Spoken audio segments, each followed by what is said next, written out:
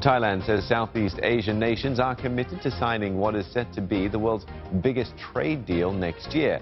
Speaking at the ASEAN summit in Thailand, Prime Minister Prayut Chan-o-cha said that negotiations for the Regional Comprehensive Economic Partnership, or RCEP, have concluded. RCEP is a landmark trade pact between Southeast Asia and 6 partner countries, including Japan, India, South Korea and China. And joining us from Dubai is Dr. Amitendo Palit from the Institute of South Asian Studies at NUS. Dr. Amitendo, let's talk about the trade pact RCEP. Thailand says conclusive talks have been held and we can expect a signing next year. What's your take on the situation?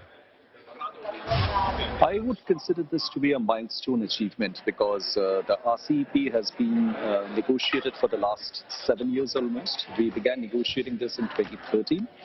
It's been a long and hard process of negotiations. There have been several complications, several challenges that have been encountered. But I think the biggest signal that comes out today, once the 16 countries have decided to conclude the negotiations, is the fact that notwithstanding the challenges and hurdles, these are countries that remain committed to the cause of a free trade agreement. And by that commitment, they also stay completely committed to the goal of advancing free trade in Asia Pacific. So I think it's going to be a great story for trade, a very positive story, and a great signal for regional commitment, regional ordering, and regional architecture leading to growth of good trade. Dr. Amitendo, but you mentioned there earlier about the challenges. It's believed that India has continued to raise doubts about this trade pact. So what are India's reservations about the RCEP? I think I would put it this way, that India as an economy has competitive advantages in sectors that are quite different from a large number of other Southeast Asian economies, which are mostly in the areas of services. So India has been expecting to get a greater market access for its services in the other member countries, which unfortunately not always are very easy to be sanctioned, because opening up domestic markets for services means there are a lot of difficult domestic policy decisions that are to be taken as opposed to cutting down tariffs.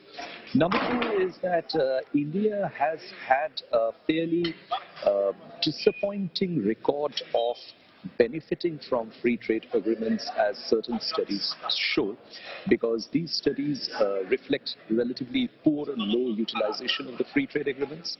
And there are also concerns in India about the fact that the country has really had only large volumes of imports through the FTAs that it has signed, as opposed to exports. Now, most of these concerns are probably not correct, in the sense that these concerns are those which are selective, which are kind of based on incomplete studies, and the fact remains that India can gain significantly from RCEP, provided it can put in action some acts at its domestic policy side, which essentially reflect on improving the competitiveness of domestic industry. The discussions on RCEP have been going on for years. Has the trade war between the US and China given new impetus, perhaps, to complete a deal quicker? I think the US-China trade war has made an impact, and I think the impact is essentially from the side that the US-China trade war has had 2 effects. First, I think for regional economies which are highly dependent on trade, particularly from Southeast Asia, the US-China trade war has been a bit of a shock. And these are economies which are pretty tightly integrated into the global value chains. These global value chains are showing signs of disruption and dislocation as a result of the US-China trade war. So there is where the RCEP provides an opportunity of getting these economies to much larger, bigger markets through a common set of rules of origin and investment and services.